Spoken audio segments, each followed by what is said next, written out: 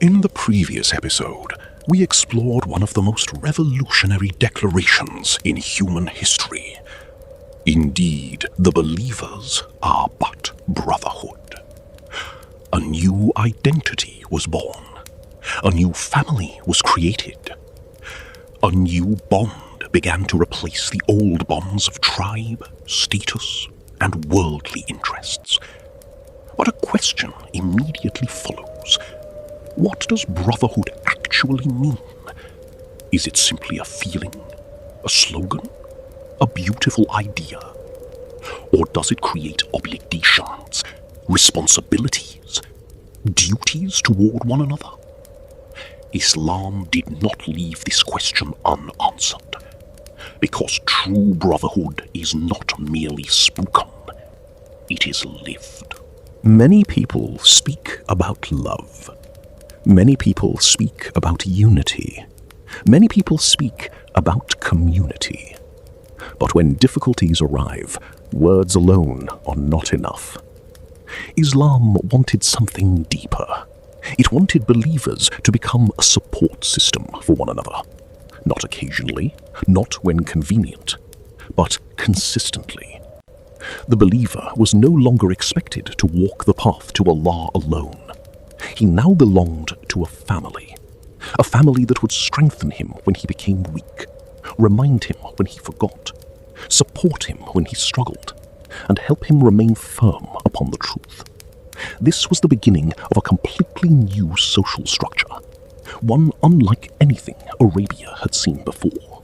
Islam introduced a concept far greater than simple friendship, a concept known as loyalty between believers, mutual support, mutual protection, mutual care.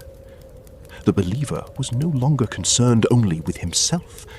He became concerned with the condition of his brothers and sisters. Their struggles became his concern. Their success became his joy.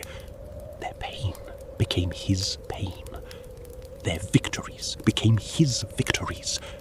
Because faith had united them into something larger than themselves, into one ummah, one family, one body. Before Islam, protection came from tribe. If your tribe defended you, you were safe. If your tribe abandoned you, you were vulnerable. Islam transformed this reality. Now the believer found protection within the Ummah itself, a community united by faith, a community that stood together, supported one another, defended one another, and carried one another through hardship. For the first time, a person could belong to something greater than his tribe, something greater than his family name, something greater than his ancestry. He belonged to the Ummah of Muhammad, sallallahu alaihi wasallam. As the believers became more connected, their strength began to grow. Not merely physical strength, not military strength, but spiritual strength, emotional strength, social strength. A united believer is stronger than an isolated believer. A united community is stronger than scattered individuals. Every act of support increased the strength of the Ummah. Every act of kindness strengthened its foundation. Every act of loyalty reinforced the bond between believers. Islam was not simply building individuals, it was building a civilization. And civilizations are built through relationships.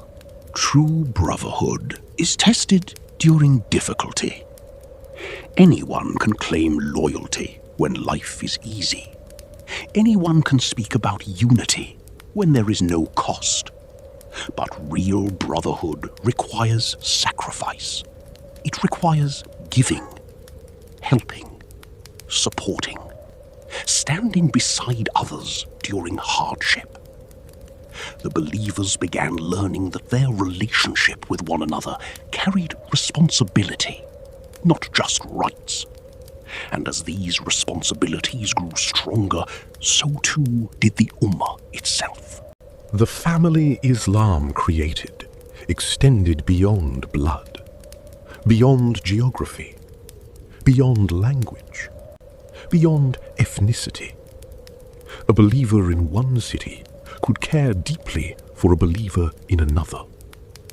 A Muslim who had never met his brother could still love him for the sake of Allah, because they shared something greater than worldly ties. They shared faith, and that faith connected hearts across distance and time. This was one of the greatest achievements of Islam, the creation of a family unlike any other family in human history, a family built upon belief. The believers were becoming brothers. They were becoming supporters of one another, protectors of one another, a family united by faith.